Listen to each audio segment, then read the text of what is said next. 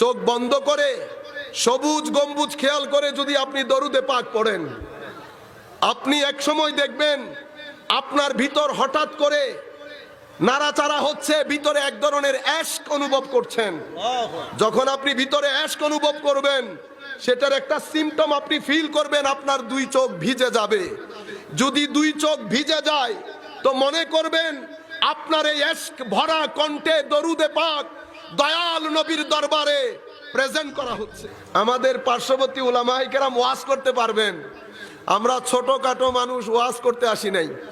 একটা নির্দিষ্ট বিষয়ের উপর আপনাদের দার্স বলতে পারেন, ক্লাস বলতে পারেন, বক্তব্য বলতে পারেন, ওয়াজের জন্য আসি নাই।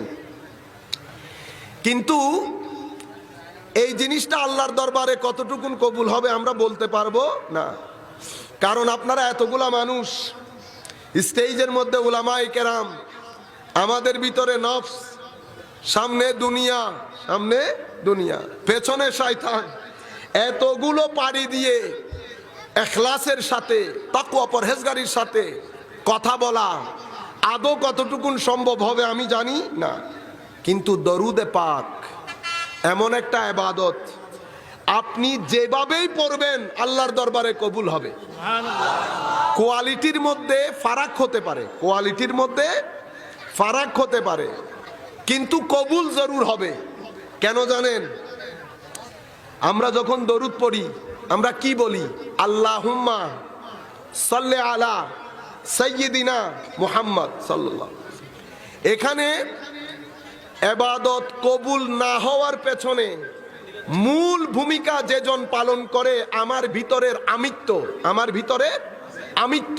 আমরা দেখেন না, আমি করেছি, আমি গিয়েছি, আমি দিয়েছি, সবকিছু না। নাওয়াইতু, আমি নামাজ পড়ার নিয়ত করছি, ঠিক না? সব কিছুর মধ্যে আমি আছে। যত জায়গার মধ্যে আমি থাকবে কবুলিয়তের মধ্যে কনফার্মেশন থাকবে না। যত জায়গার মধ্যে আমিত্ব আছে, আমি যত জায়গার মধ্যে আছে, কিন্তু একটা জায়গার মধ্যে আমিও নাই, আমরাও নাই। সেটা দরুদে পাক পড়ার সময় কি বলি? আল্লাহুম্মা, ও আমার মালিক, সাল্লি আলা মুহাম্মদ সাল্লাল্লাহু আলাইহি ওয়াসাল্লাম, আমাদের প্রিয় মাহবুব, আপনার প্রিয় মাহবুব সাল্লাল্লাহু আলাইহি ওয়াসাল্লামের উপর রহমত বর্ষণ করুন। আমিও নাই, আমরাও নাই, আমিও নাই, আমরাও নাই। সেই হেতু দরুদে পাক আপনি যেভাবেই পড়েন না কেন আল্লাহর দরবারে কবুল।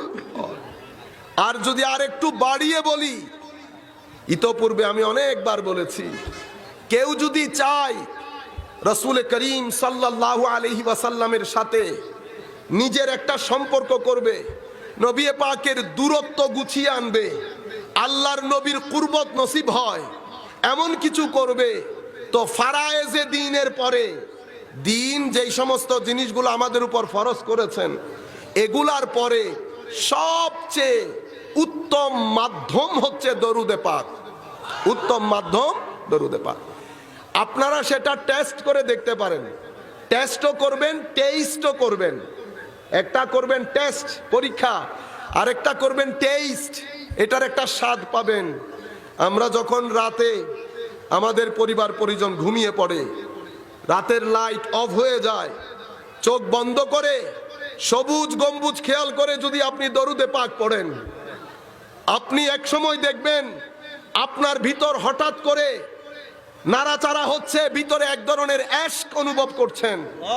যখন আপনি ভিতরে অ্যাশক অনুভব করবেন, সেটার একটা সিম্পটম আপনি ফিল করবেন, আপনার দুই চোখ ভিজে যাবে। যদি দুই চোখ ভিজে যায় তো মনে করবেন আপনার এই অ্যাশক ভরা কণ্ঠে দরুদে পাক দয়াল নবীর দরবারে প্রেজেন্ট করা হচ্ছে। এটা যখন আপনি বারবার করতে থাকবেন, বারবার করতে থাকবেন, মোহাব্বত ভরা, অ্যাশক ভরা দরুদ, তো হাদিসে পাকের মধ্যে এসেছে আমরা যখনই দরুদ পড়ি, কিছু ফেরেশতা আল্লাহ রেখেছেন, ওনাদের কাজ হচ্ছে আল্লাহর নবীর দরবারে ওই দরুদ পেশ করা। তো দরুদ যখন পেশ করা হয়, সেখানে আমাদের নাম মেনশন করা হয়, আমার পারিবারিক, আমার বাবার নাম, আমার পরিচয়, আমি কোন এলাকার, এগুলা মেনশন করা হয়। হাদিসে পাকের মধ্যে এসেছে এইভাবে। তো বারবার যখন আপনার নাম মেনশন করা হবে, বারবার, প্রত্যেক দিন প্রত্যেক সপ্তাহে একবার না একবার নবী করিম সাল্লাল্লাহু আলাইহি ওয়াসাল্লাম চোখ তোলে তো তাকাবেন। ফেরেশতা আমরা বলি না একটু দাঁড়ান এটা কি বলছেন আবার বলেন নামটা, আমরা বলি না তো। গ্রামার সব জায়গায় এক ধরনের, গ্রামার সব জায়গায় এক ধরনের। যেই জিনিসের মধ্যে মোহাব্বত থাকে, আদব থাকে, এশক থাকে, প্রেম থাকে, ভালোবাসা থাকে, সেই জিনিস মানুষকে যেমন আপিল করে, মানুষকে যেমন অ্যাট্রাক্ট করে, অনুরূপভাবে এই জিনিস মালিকুল মুলককেও অ্যাট্রাক্ট করে, রাসূল করিম সাল্লাল্লাহু আলাইহি ওয়াসাল্লামকেও অ্যাট্রাক্ট করে। দিন নামই হচ্ছে আদবের নাম। দিন কিসের নাম? আদবের নাম।